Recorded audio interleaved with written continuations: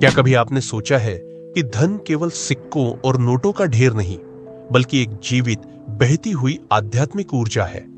एक ऐसी ऊर्जा जो हमारे विचारों, भावनाओं और कर्मों के संग तालमेल बिठाकर जीवन को समृद्ध कर देती है।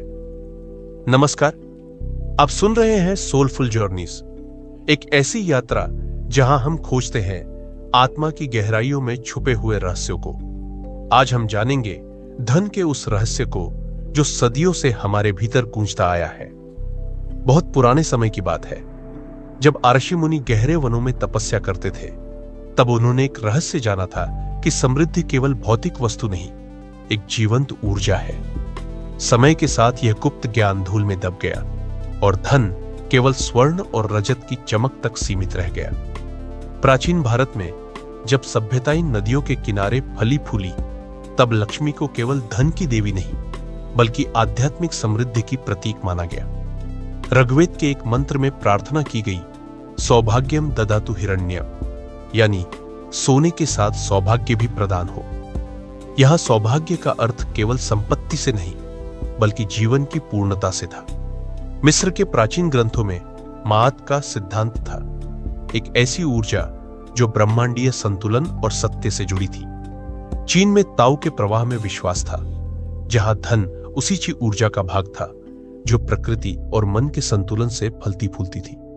इन सभी सभ्यताओं ने एक गहरा सत्य जाना था, धन एक गतिशील ऊर्जा है। यह ठहरी हुई चीज नहीं, बल्कि हमारे विचारों, कर्मों और भावना के साथ बहती है। पर समय बीतता गया और यह समझ भौतिकता की चमक में खो गई।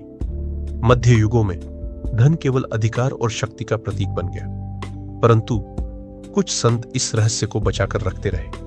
कबीरदास ने चेताया था, माया महाटगिनी हम जानी। उन्होंने बताया कि जब धन को केवल भौतिक दृष्टि से देखा जाए तो वह मृग तृष्णा बन जाता है, पर यदि इसे आध्यात्मिक दृष्टि से देखा जाए तो यह जीवन को ऊंचाइयों तक ले जाता है। उपनिषदों में लिखा है, सर्वम विश्वम सन्नद्धम, अर्थात संपूर्ण सृष्टि एक ही ऊर्जा से बंधी है।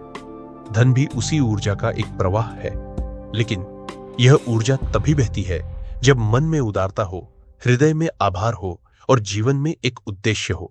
अब सवाल उठता है, क्या हमने इस ऊर्जा को सही ढंग से पहचाना है? क्या हम इसे जागृत कर सकते हैं? कल्पना कीजिए, पूरा ब्रह्मांड एक विशाल नदी है और धन उसकी एक छोटी धारा। यदि नदी के किनारे लालच, भय और अभाव की गंदगी से भर जाए तो धारा रुक जाती है।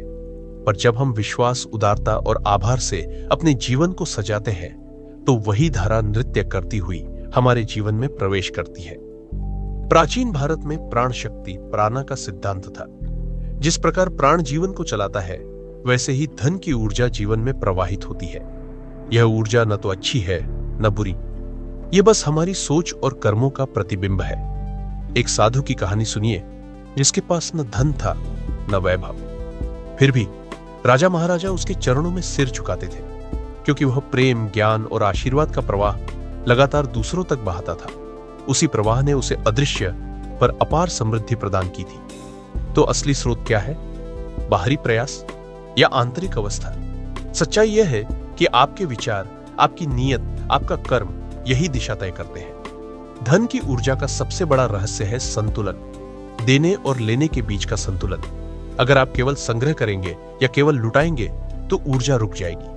प्लेटो ने भी कहा था, संपत्ति वहां आती है जहां देना और लेना नृत्य करते हैं। भगवद गीता में श्री कृष्ण ने निष्काम कर्म का उपदेश दिया।